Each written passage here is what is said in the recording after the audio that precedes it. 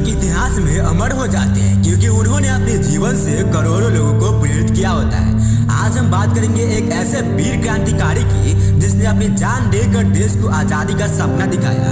ये कहानी है शहीद ए आजम भगत सिंह की, जिनका जन्म 28 सितंबर 1907 को पंजाब के बंका गांव में हुआ था, जो कि अब पाकिस्तान में पड़ता है। वह बचपन से ही अपने देश को आजाद देखना चाहते थे। उनके परिवार में कई ऐसे लोग थे जो स्वतंत्रता संग्राम से जुड़े हुए थे, जिनसे भगत सिंह को देशभक्ति की सीख मिलती है। महज 12 साल की उम्र में उन्होंने जलियांवाला बाग नरसंहार देखा था, जिसने उनके दिल को झकझोर करके रख दिया था।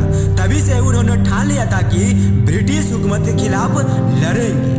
भगत सिंह ने छोटी सी ही उम्र में किताब पढ़कर जान लिया था कि अंग्रेजों के खिलाफ लड़ाई केवल बंदूक से नहीं बल्कि विचारों से भी लड़ी जा सकती है। वह लाला लाजपत राय, चंद्रशेखर आजाद और राम प्रसाद बिस्मिल्ली के जैसे क्रांतिकारियों से बहुत प्रेरित थे, जिन्होंने हिंदुस्तान सोशलिस्ट रिपब्लिक एसोसिएशन से जुड़कर भारत को एक स्वतंत्रता और समानता वाला देश बनाने का सपना देख रहे थे। 1928 में साइमन कमीशन के खिलाफ प्रदर्शन के दौरान अंग्रेजों ने लाला लाजपत राय पर बेरहमी से लाठीचार्ज किया था, जिससे उनकी मृत्यु हो गई थी।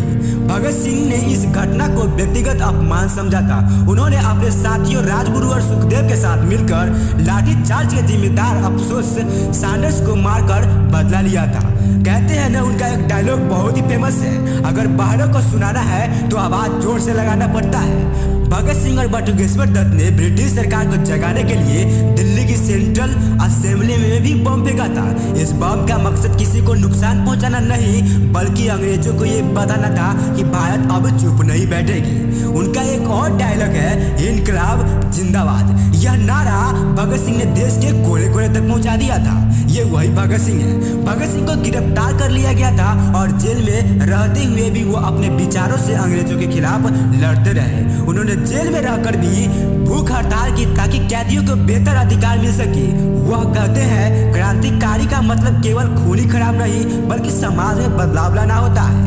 दोस्तों, उसके बाद ही हमारे भगत सिंह का शहादत 23 मार्च 1931 को हो जाता है। उनके साथ राजगुरु और सुखदेव को भी फांसी दे दी गई थी। उनकी उम्र केवल 23 साल थी, लेकिन उनकी शहादत ने पूरे देश को आजादी के लिए एकजुट कर दिया था।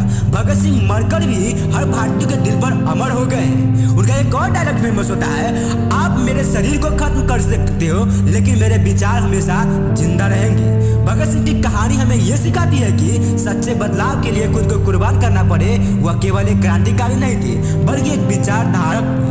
उनके जिंदगी का हर पल वो हमें सिखाता है कि देश के लिए जीना या मरना ही असली देशभक्ति होता है। आज हम आजादी की खुली हवा में सांस ले रहे हैं तो उसमें भगत सिंह जैसे वीरों की कुर्बानी छिपी है। आइए हम भी उनके विचारों को अपने जीवन में उतारे और अपने देश को बेहतर बनाने का प्रण लें। इनकलाब जिंदाबाद।